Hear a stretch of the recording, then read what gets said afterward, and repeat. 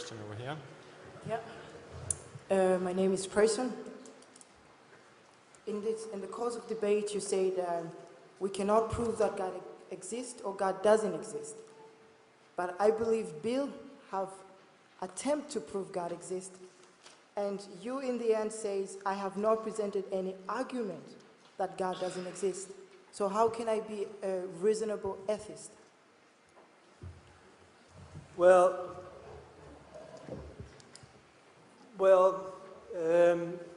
when I said that you can't prove that God exists and you can't prove that God doesn't exist, what I meant was proof in the logical, philosophical sense, where proof means that you have a set of premises and then it deductively follows, then a certain conclusion deductively follows from that.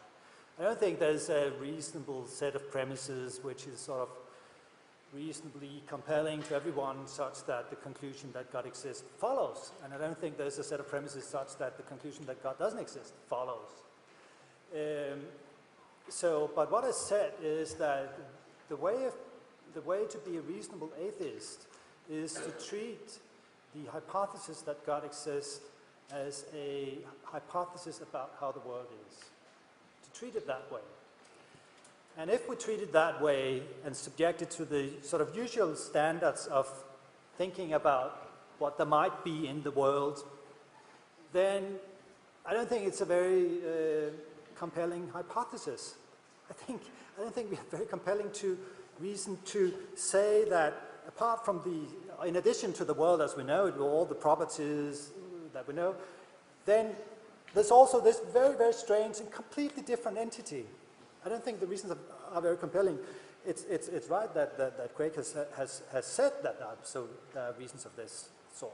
He said there are reasons of this sort. I don't think they are compelling. He keeps saying they are compelling. I keep being very unconvinced that they're very compelling, and I sort of suggest why, and he then says, well, they are compelling. So you have his word for them being very compelling, and you have my word for them being not very compelling. Now, I don't think I've ever used the word compelling tonight. I didn't say that atheists are irrational. I just think that there are good arguments for theism that meet the desiderata of Dr. Okay, but you keep saying they're good arguments. I keep saying they're not good arguments. Yes, of course you don't, but then you need to show why. You need to identify which premise is false and why. I have in a general sense, I've pointed to some of the premises, and about the other premises I've said, well, take my word for it, these premises are quite controversial in the philosophical community. Yeah, now we're not going to take your word for it.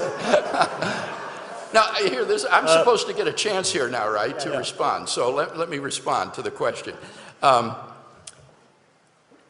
Dr. Kappel, as we said, says that in order to provide evidence for a position, you can either give philosophical arguments, inference to the best explanation, or testimonial evidence. And so what we want to ask is, why should we believe atheism is true? What justification of any of those sorts is there for atheism? And we just haven't heard it. We're looking for, how can I be a reasonable atheist? What grounds or justification is there for it?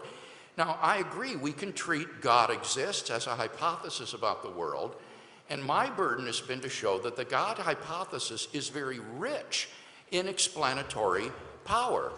It explains a wide range of the data of human experience, moral values, consciousness, the origin of the universe, why something exists rather than nothing, the fine-tuning of the universe, the historical facts about Jesus of Nazareth. This is an explanatory hypothesis that covers a wide range of the data of human experience, and therefore it seems to me to be perfectly rational to hold to.